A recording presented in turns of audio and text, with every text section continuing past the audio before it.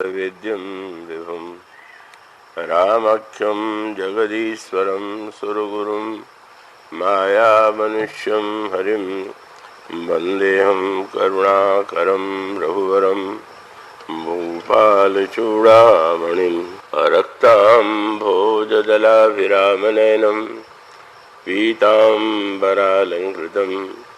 श्यामङ्गं द्विभुजं प्रसन्नवदनं श्रीसीतया शोभितं कारुण्यामृतसागरं प्रियगणैर्भ्रात्रादिविर्भावितं वन्दे विष्णुशिवादिसेव्यमनिशं भक्तेष्टसिद्धिप्रदं कोशलेन्द्रपदकञ्जमञ्जुलौ कोमलावजमहेशवन्दितौ जानकीकरसरोजलालितौ चिन्तकस्य मनभृङ्गसंज्ञनौ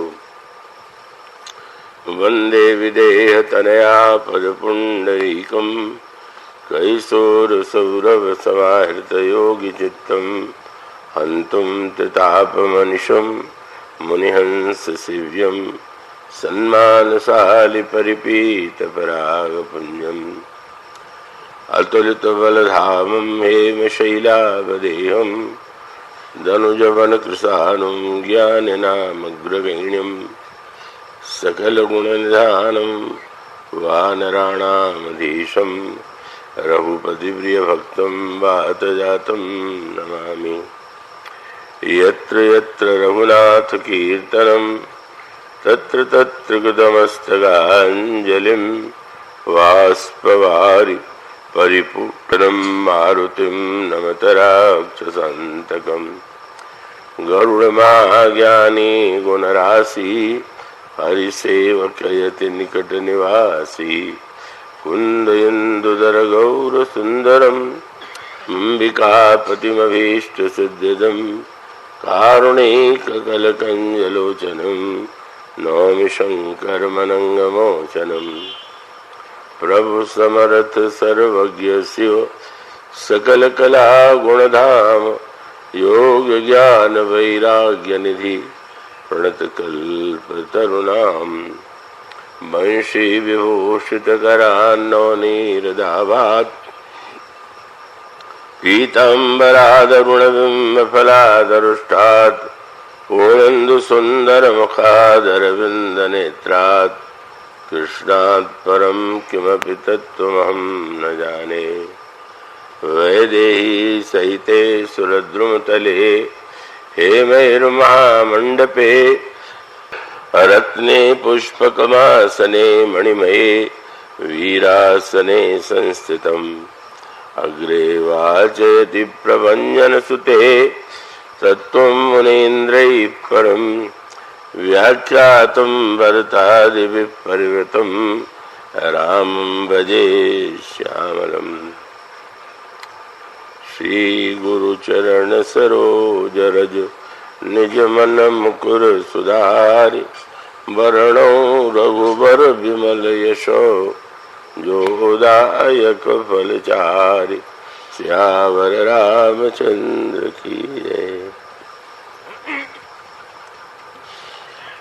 सुजान कृपा निधान अनाथ पर कर प्रीति जो सोए कराम अकाम हित निर्वाण प्रद सम आन को जाकी कृपा लवले सते मतिमंद तुलसीदास हूँ पायो परम विश्राम राम समान प्रभु नहीं कहूँ मुँह समदीन न दीन हित तुम समान रघुवीर अस विचारि रघुवंशमणि हरहु विषम भववीर कामि नारि प्यारि जिमि लोभी प्रिय जिमि धाम तिमि रघुनाथ निरंतर प्रिय लागो महिराम। महानुभाव भक्तिमती देवियों, गोस्वामी जी के इस पंचशती वर्ष के उपलक्ष्य में इस बार जो एक विशेष प्रसंग चुना गया है उसका शीर्षक कह लीजिए वह है तुलसी और उनकी श्री राम की तुलसी और उनके श्री राम। गोस्वामी जी ने बाल्यावस्था में जिन कष्टों और पीड़ाओं को झेला और फिर अंत में जब उन्हें एक महान संत का आश्रय मिला, संग मिला, तो उन संत के विषय में यह प्रसिद्ध है कि उनका नाम श्री नरहरियानंद था और गोस्वामी जी ने वंदना में जो शब्द लिखे हैं उससे भी वह ध्वनि निकाली जा सकती है, कृपा सिंधु नर रूप हरि। गोस्वामी जी ने ये कहा कि उन गुरुदेव ने मुझे श्री राम कथा सुनाई और मैं उतना समझने की स्थिति में नहीं था, तो उन्होंने बार बार उस कथा को सुनाया। यही कथा उनके जीवन का चरम आश्रय बनी। स्वाभाविक रूप से यह प्रश्न किया जाता है कि उनके गुरुदेव ने जो रामायण सुनाई वह रामायण कौन सी थी? यो समस्त रामायणों में वाल्मीकि रामायण सर्वाधिक प्रसिद्ध और वंदनीय मानी जाती रही है और महर्षि वाल्मीकि को ही आदि कवि की उपाधि दी गई। सबसे पहले उन्होंने ही राम कथा की रचना श्लोकबद्ध रूप में किया, काव्य के रूप में किया और इसलिए वाल्मीकि रामायण हमारी सनातन धर्म में श्रेष्ठतम वंदनीय के रूप में मान्य रही। तब यह स्वाभाविक प्रश्न होता है कि उनके गुरुदेव ने जो रामायण सुनाई वह संभवतः वाल्मीकि रामायण रही हो, पर ऐसा नहीं है। गोस्वामी जी महर्षि वाल्मीकि की वंदना करते हैं, उनकी प्रशंसा करते हैं, पर उन्होंने यह स्पष्ट कर दिया कि उनके गुरुदेव ने जो राम कथा सुनाई वह वाल्मीकि रामायण की रचना नहीं थी। उसके रचयिता कौन है इसका भी उन्होंने वर्णन किया। उन्होंने यह संकेत किया और आपको मानस में पढ़ने को मिलता है, जिस राम कथा को उन्होंने सुना उसके रचयिता महर्षि वाल्मीकि नहीं है, भगवान शंकर। और रामायण समाप्ति के क्षणों में भी उन्होंने जो श्लोक लिखा, आप में से जिन्होंने उसे पढ़ा होगा, उसमें गोस्वामी जी कहते हैं यत् पूर्वम कविना कृतम सुकृतना श्री शंभुना दुर्गमम। भगवान शंकर ने जिस रामायण की रचना की तो वो उस राम कथा को मैं आप लोगों के समक्ष रख रहा हूं। तो वाल्मीकि रामायण और शंकर जी के द्वारा रचित रामायण में का उन्होंने वाल्मीकि रामायण के स्थान पर भगवान शंकर के द्वारा रचित रामायण को क्यों अपना लक्ष्य बनाया, इसके पीछे जो संदेश है, संकेत है, वो बड़ा समझने योग्य। और मैं आशा करता हूं कि आप लोग सब बड़े प्रबुद्ध है, सजग श्रोता है, तो उसे आप ध्यान से सुन करके समझ सकते हैं। आप सबको यह ज्ञात ही है कि इस देश में जितने विधाएं साहित्य की हैं और प्रारंभ से श्री राम को महानायक के रूप में स्वीकार करते हुए अनेक ग्रंथ लिखे गए, अब भी लिखे जा रहे हैं और संभवतः भविष्य में भी लिखे जा सकते हैं। इसीलिए गोस्वामी जी ने जो वंदना किया उसमें महर्षि वाल्मीकि की तो वंदना किया ही, पर उसके बाद उन्होंने ये कहा कि उस युग में जो संस्कृत में रचना कर चुके मैं उनके चरणों की वंदना करता हूं। फिर उन्होंने कहा, जय प्राकृत कवि परम सयाने भाषा जिन हरिचरित बखाने।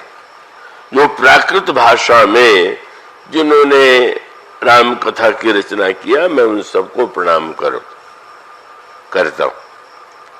पर वे इतने विनम्र हैं कि उन्होंने कहा कि जो हो चुके हैं उन्हें भी प्रणाम, जो है उन्हें भी मैं प्रणाम करता हूं।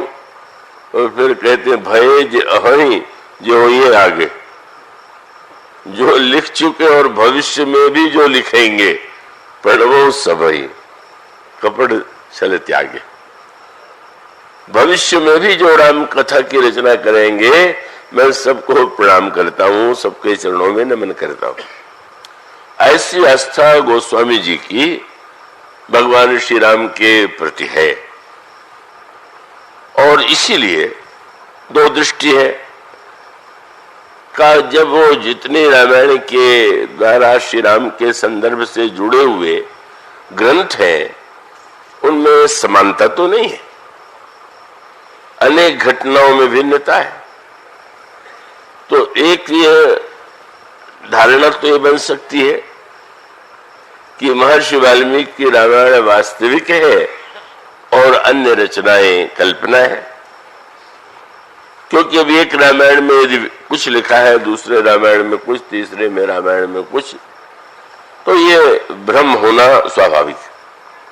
और यहाँ थे जो बेल्जियम के विदेशी विद्वान जिन्होंने राम कथा पर ग्रंथ लिखा है, शोध ग्रंथ लिखा है, हादर कामिल बुल्के, उन्होंने जो भिन्न इस देश में विभिन्न भाषाओं में और आसपास के देशों में राम कथा जिन जिन रूपों में प्रचलित है उसमें उन्होंने बड़ा गंभीर अध्ययन किया। किंतु बड़े शोध का उनका कार्य है और उनकी प्रशंसा करनी पड़ेगी, पर एक समस्या उनके सामने थी और उस समस्या को समझे बिना गोस्वामी जी ने जिस श्री राम का वर्णन किया का वो उन श्री राम को समझा पूरी तरह से नहीं जा सकता, क्योंकि फादर काबिल बिल्कुल स्पष्ट कहा करते थे कि मैं तुलसीदास का प्रेमी हूं, राम का नहीं। राम का इसका अभिप्राय वो क्रिश्चियन धर्मानुयायी थे तो उनके आराध्य श्री राम नहीं है, लेकिन तुलसी की जो विलक्षण प्रतिभा है और काव्य रचना है वो उनको प्रभावित करती है, उनका तात्पर्य। किंतु गोस्वामी जी इसका समाधान एक दूसरे रूप में देते, क्योंकि अब सब रामायण में भिन्नता हो तो व्यक्ति सोचने लगता है कि ये ठीक है, कि ये ठीक है, कि ये ठीक है। और जब एक बार ये संदेह हो जाए कि कहीं ये कल्पना तो नहीं है, तो व्यक्ति के मन में थोड़ा सा आस्था और विश्वास भी उसका डिग सकता है। किंतु गोस्वामी जी ने उसको इतने दार्शनिक रूप में और उसको समझे बिना कोई व्यक्ति तुलसी को समझ नहीं सकता। तुलसी महान हो सकते हैं पर उनकी महानता राम के कारण है, राम की महानता उनके कारण नहीं। अगर यह कहा जाए तो वो शायद तुलसीदास जी की जो स्तुति है वो बिल्कुल सही नहीं। और ठीक इसी प्रकार से जब मेरी स्तुति करके ये कह दिया जाता है कि तुलसीदास ने भी नहीं सोचा जो इतना आपने सोचा है, तो मैं समझ लेता हूं कि शायद ये व्यक्ति तुलसीदास को सही नहीं समझता है। वस्तुतः सच्ची है और वो बड़े महत्व का सूत्र यूं, जैसे आप देखें एक संग्रहालय होता है, म्यूजियम होता है और एक मंदिर है, और जो संग्रहालय है उनमें भी मूर्तियां होती हैं इतिहास में विभिन्न कालों में और जो जो मूर्तियां बनी हैं वो मूर्तियां और अनेक मूर्तियां इलाहाबाद में भी संभवतः होगा, नहीं है तो लखनऊ और देश के अनेक नगरों में है। तो उसमें मूर्ति को जब कोई व्यक्ति देखने जाता है तो वो स्वाभाविक रूप से यह पता लगाता है कि इस मूर्ति की रचना किस काल में हुई, किस राजा के समय में हुई, किस कलाकार ने की, और उसके आधार पर वो कलात्मकता का काल, कला की विशेषता और उसका शोध प्रस्तुत करता है। तो संग्रहालय में मूर्ति के प्रति हमारी एक दृष्टि होती है, पर जब आप मंदिर में जाते हैं तो मंदिर में भी मूर्ति ही होती है। अगर संग्रहालय में पत्थर की मूर्ति है तो वहां पर भी पत्थर की मूर्ति हो सकती है, होती ही है। संगमरमर है वो भी पत्थर है, उसकी मूर्ति हो सकती है, पर दोनों में बड़ी दृष्टि की भिन्नता, और भिन्नता बड़े महत्व की है। आप मंदिर में जाते हैं और संग्रहालय में जाते हो तो एक अंतर तो यही होता है कि संग्रहालय में आप जूता पहने चले जाते तो चलिए जूता चोरी वोरी का भी डर नहीं रहता है। कथा में लोगों को बड़ा डर रहता है। अभी एक सज्जन ने मुझसे कहा मुंबई में कि वह वो एक हाल है, एयर कंडीशन है, तो उसमें कहा कल इस कथा का आनंद बहुत बड़ा ये है कि इसमें आराम से बैठ सकते हैं और जूता चोरी जाने का भय नहीं। पर संजोग एक उन्हीं का जूता उस दिन चोरी चला गया। चला इसलिए गया कि कथा के बाद वो मुझे प्रणाम करने आए और प्रणाम करके जब लौटे तो जूता गायब था। तो हमने कहा कथा में तो जूता नहीं गया, पर प्रणाम करने का मूल्य तो आपको चुकाना ही पड़ा। तो इसका अभिप्राय ये हुआ कि भाई आप मंदिर में जब जाते हैं तो आपको सुविधा नहीं है और आप चोरों को दिए जाएंगे, आपको जूता उतारना ही होगा। जूता महत्वपूर्ण है, बहुत महत्वपूर्ण है, पैरों की रक्षा करता है, कांटों से बचाता है। शायद बहुत महंगा जूता हो, लेकिन बहुत महंगा जूता है तो क्या आप उसको पहले भी मंदिर में चले जाएंगे क्या? उसका अर्थ क्या है? क्योंकि आप जब मंदिर में जाते हैं तो काल और कला की खोज में नहीं जाते। आप जिसको देखने जाते हैं आप कहते हैं मैं भगवान का दर्शन करने जा रहा हूं। आप पत्थर की मूर्ति को देखने नहीं जाते, भले ही वो बहिरंग दृष्टि से पत्थर की मूर्ति है, आप भगवान का दर्शन करने जाते हैं।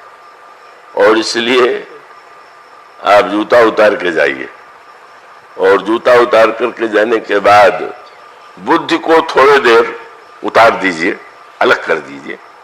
बुद्धि का इसका अर्थ है कि आप जब इन आंखों और बुद्धि को लेकर के ही जाएंगे तो आपको तो वहां भी मूर्ति दिखाई पड़ेगी, पर जब आप बुद्धि के स्थान पर आस्था और विश्वास और उसके साथ साथ जो जड़ में महानतम चेतन तत्व है आप उसका साक्षात्कार करेंगे तो आप वहां पर भगवान को पाएंगे, और वहां पर आपको लगेगा कि वस्तुतः ये जो चेतन तत्व है तो साक्षात भगवान विराजमान है।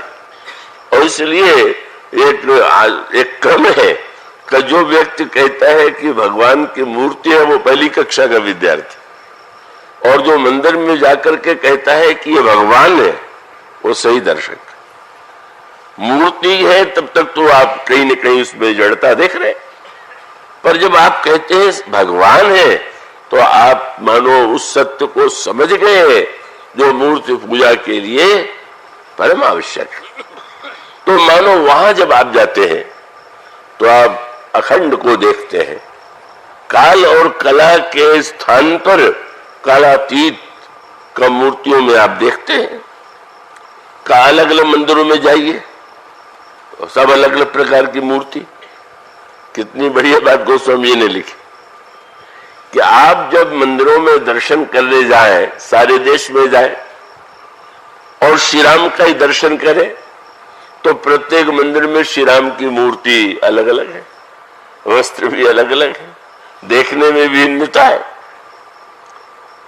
लेकिन अगर आपको ये संदेह होने लगे कि इसमें असली भगवान की मूर्ति कौन है बड़े संकट में पड़ जाएंगे।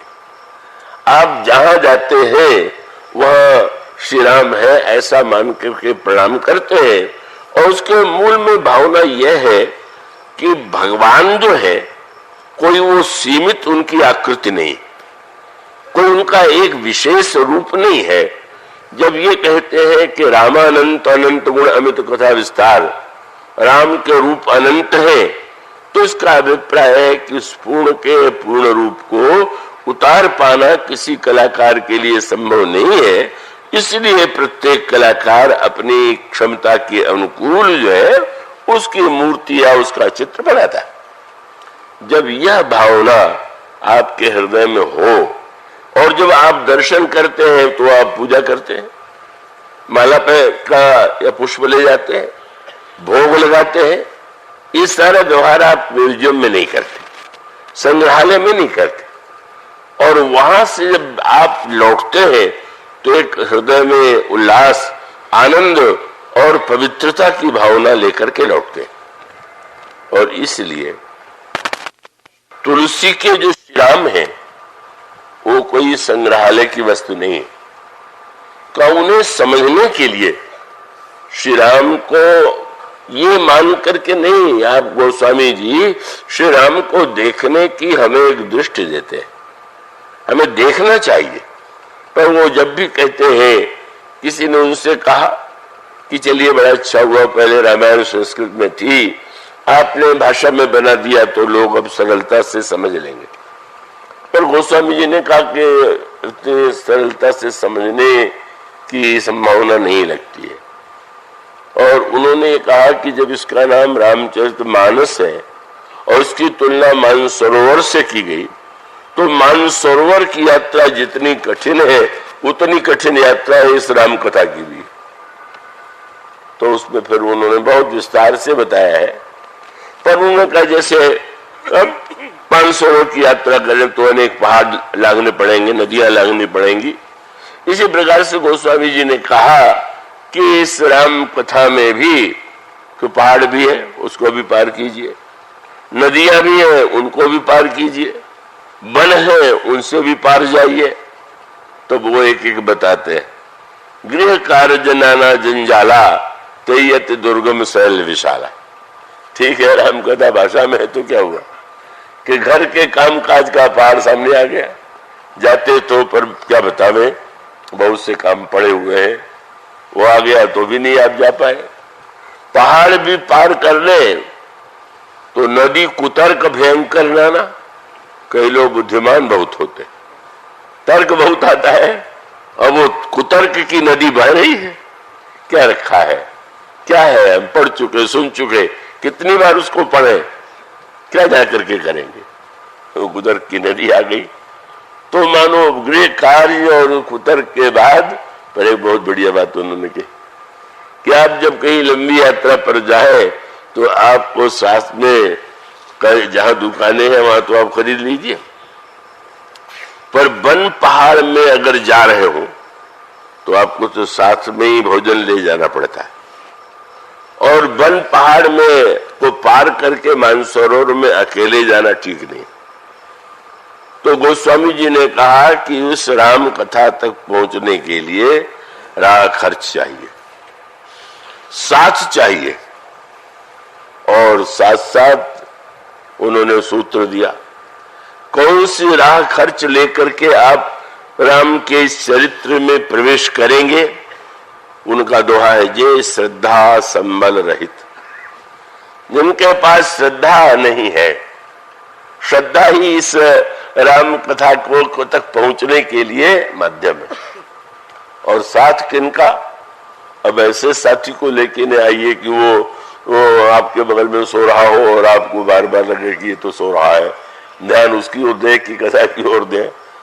तो अच्छे लोगों का मन नहीं संतन कर साथ, और जिनका संतों का साथ कीजिए और श्रद्धा का राह करके ले जाइए, बस दो ही ना। उन्होंने कहा एक बात और, क्या, तिनका मानस अगमाति, उनके लिए मानस अति अगम है। कौन, बोले जिन्हें प्रिय रघुनाथ, जिन्हें राम से प्रेम नहीं है, राम में आस्था नहीं है, उनके लिए राम कथा आगम। और ये बड़े महत्व का सत्य है। भगवान राम के काल में भी क्या रावण को श्री राम में कोई आस्था थी क्या? वो नहीं आस्था थी। उसको तो सारी घटनाओं की जो व्याख्या थी वो ऐसी ही लगा करती थी। अगर श्री राम वन आ गए तो रावण की व्याख्या थी कि कोई पिता कहीं किसी बेटे को वन देश निकाला देता, राज्य से वंचित करता है, और रावण ने व्याख्या कर दिया, पिता ने देख लिया कि लड़का सबसे योग्य है, इसमें राज्य चलाने की योग्यता नहीं है, तो अगुण अमान जानते दीन पिता वनवास। उसका अभिप्राय है कि श्री राम के प्रति अगर हमारे अंतःकरण में विश्वास नहीं है, आस्था नहीं है, तो स्वाभाविक रूप से हम काव्य का आनंद ले सकते हैं। वो स्वामी जी का ग्रंथ ऐसा है जिसमें साहित्य का भी आनंद है और अनेक विशेषताएं हैं, लेकिन जो उसका चरम लक्ष्य है, और इसीलिए मंदिर में जब मूर्ति पधराई जाती है तो उसके पहले उसमें प्राण प्रतिष्ठा की जाती है। उसका अभिप्राय है कि इसके जो आराध्य श्री राम है उनके प्रति अगर हमारे अंतःकरण में आस्था नहीं है तो हम तुलसी के राम को समझ ही नहीं सकते पूरी तरह। हम समझ सकते हैं कि कितने बड़े महाकवि है, पर उनके लिए तो श्री राम राम ही सब कुछ है। उसकी विशेषता कविता नहीं है, काव्य के गुण नहीं है और नीति के उपदेश नहीं है। उनके लिए उसकी विशेषता है कि श्री राम स्वयं साक्षात ईश्वर है। और यह आस्था जिसके लिए गोस्वामी जी यहां तक कहते हैं, किसी ने कह दिया कि कृष्ण 16 कला के अवतार है, राम तो 12 कला के अवतार, तो उन्होंने यही कहा कि आपने तो बहुत बढ़िया बात बता दिया। हम तो श्री राम को मनुष्य मान के बहुत प्रेम करते थे, पर अब 12 कला का अवतार बता दिया तो और बड़ी बात आपने कह दिया। और दोहा रामायण में उन्होंने दोहा जो लिखा, आप में से जो थोड़ा पढ़ते होंगे, कहते हैं कि जो जगदीश तो अति भलो, जो महीस तो भाग, तुलसी चाहत जन्म भरी, राम चरण अनुराग। ईश्वर है तो भी ठीक और राजा है तो भी ठीक, मैं तो जन्म जन्मांतर में श्री राम के चरणों में ही प्रेम चाहता हूं। तो इसका अर्थ ये है कि रामायण के चरमाराध्य परम लक्ष्य जो है श्री राम और उनका ईश्वरत्व है। और गुण, जैसे आप मंदिर में जाते हैं, मंदिर की रचना सुंदर है, मंदिर की सजावट सुंदर है, मंदिर की मूर्तियों के वस्त्र सुंदर है, पर सबसे सुंदर भगवान है कि यह वृत्ति अगर आप में नहीं है तो आप मंदिर में जाकर के भी जड़ को देख करके ही लौटेंगे, उस साक्षात ईश्वर के सामीप्य का अनुभव नहीं करेंगे। इसलिए गोस्वामी जी ने एक बात कह दिया, उन्होंने कहा नहीं मेरी रामायण ठीक है और वाल्मीकि जी की ठीक है कि नहीं, उन्हें कथा अलौकिक सुने ही ज्ञानी, नहीं आचर्य करही अस जानी, राम कथा के मित जगनाही, अस प्रतीत तिनके मन माही, नाना भांति राम अवतारा, रामायण सतकोटि अपारा। वो स्वामी जी कहते हैं कि श्री राम एक ही बार तो अवतार नहीं लेते, प्रत्येक कल्प में भगवान अवतार लेते, और एक ही कल्प में जो राम कथा है उसमें आपको भिन्नता लगेगी। एक दृष्टांत रामायण से आप ले लें। भगवान श्री राम जब लौटते हैं लंका विजय के पश्चात अयोध्या में, तो अयोध्या के नागरिक स्वागत के लिए उमड़ रहे हैं, बड़ी भीड़ है। अब स्वाभाविक है कि कुछ तो श्री राम के पास है और कुछ श्री राम से बहुत दूर है। उस समय गोस्वामी जी ने एक बड़ी अद्भुत पंक्ति, वो बड़ी दार्शनिक, बड़ी भावनात्मक है, आप मैं आशा करूंगा कि आप उसको बहुत एकाग्रता से सुनेंगे। गोस्वामी जी ने लिखा कि प्रेमा तुर सब लोग निहारी, कौतुक कीन कृपालु। पर एक बड़ा अनोखा नाम उन्होंने प्रभु का चुना। क्या बोले? कौतुक कीन कृपालु खरारी। खरारी प्रभु ने एक अनोखा कौतुक किया। लगता है कि इस नाम की क्या आवश्यकता है? भगवान राम के इतने अनेक मधुर नाम हैं, पर जब वे कहते हैं एक कौतुक कृपालु खरारी ने किया, तो गोस्वामी जी को थोड़ा भीतर बैठ के समझना चाहिए। ये खरारी शब्द गोस्वामी जी को इतना अधिक प्रिय है और ऐसे प्रसंगों में इस नाम का प्रयोग करते हैं कि साधारण साहित्य का जो ज्ञाता होगा या साधारण कवि होगा उसे लगेगा कि ये तो कवि जो है उचित शब्द का प्रयोग जहां जैसा करना चाहिए वैसा नहीं कर रहा। तो इसलिए हर वस्तु का, अब जैसे वृक्ष है तो उसको वृक्ष शब्द के द्वारा भी आप कहेंगे और तरु के द्वारा भी कहेंगे। तो साधारण व्यक्ति के लिए तरु शब्द और वृक्ष शब्द पर्यायवाची, पर शब्द के उच्चारण और अर्थ के दृष्टि से विचार कीजिए तो वृक्ष में कर्कशता और तरु में कोमलता। तो जहां पर कोमलता है वहां तरु होना चाहिए, जहां कठोरता है वहां विटप या वृक्ष होना चाहिए। इस तरह से साहित्य में शब्दों का बड़ा महत्व है। अब एक खरारी शब्द तो ऐसे प्रसंग में भी वे लिखते हैं कि आश्चर्य हो जाता है। तब भगवान श्री राम कौशल्या अम्मा के सामने प्रकट है। कौन प्रकट है? वह प्रकट कृपाला, दीन दयाला, कौशल्या हितकारी। ठीक है, कृपालु है, दीन दयाल है, कौशल्या हितकारी है, हर्षित महतारी, मुनिमन हारी, अद्भुत रूप विचारी। कौन है ये? बोले भूषण बनमाला, नयन विशाला। प्रभु के गले में सुंदर आभूषण है और विशाल माला है।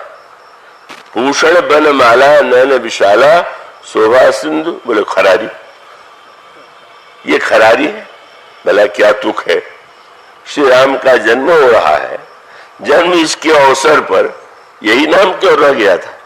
कौतुक की कृपा, भगवान प्रकट कौन हुए? बोले शोभा सिंधु खरारी।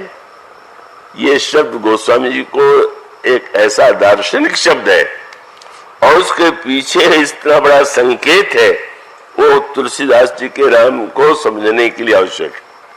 इसलिए यहां पर भी खरारी।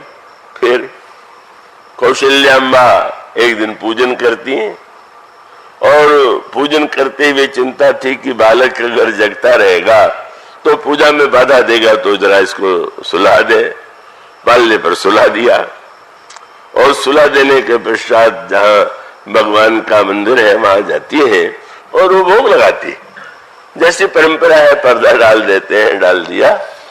उसके बाद जब पर्दा हटाती हैं तो देखती क्या है कि वही बालक, उनका बालक जो है उसको तो ले रहा है। अरे घबरा गई, यह अनर्थ हो गया। मैंने जिस देवता के लिए अर्पित किया बच्चे ने जूठा कर दिया। पर फिर सोचने लगी कि वो अभी तो अपने पैरों के बल चल भी नहीं पाता, मैं सुला के तो आई हूं, ये कैसे पालने से उतरा होगा, कैसे आ गया होगा। फिर गई जाकर के देखे तो देखा बालता पूरी सूता। वहां गई तो देखा ये कि बालक सोया हुआ। फिर आई, फिर यहां आकर के देखती है तो बालक, यहां वहां दो बालक देखा। सब सोचने लगी कहीं मेरा मस्तिष्क ही तो खराब नहीं हो गया। यहां वहां दो बालक देखा, मति भ्रम मोर की आन विसेखा। और तब मां जिस समय प्रभु ने देखा कि मां तो व्याकुल हो गई, उस स्वामी जी कहते देख राम जननी अकुलानी प्रभु से दीन मधुर मुस्कानी। और उसके पश्चात गोस्वामी जी कहते हैं कि भगवान श्री राम ने उस समय जखरावा माता ही निज अद्भुत रूप अखंड रोम रोम प्रति लागे कोटि कोटि ब्रह्मांड अगणित रवि शशि शिव चतुरानन बहुगिर सरित सिंधु मही कानन। इस तरह से भगवान के विराट रूप को देखा और तब भगवान ने फिर वही शब्द आया।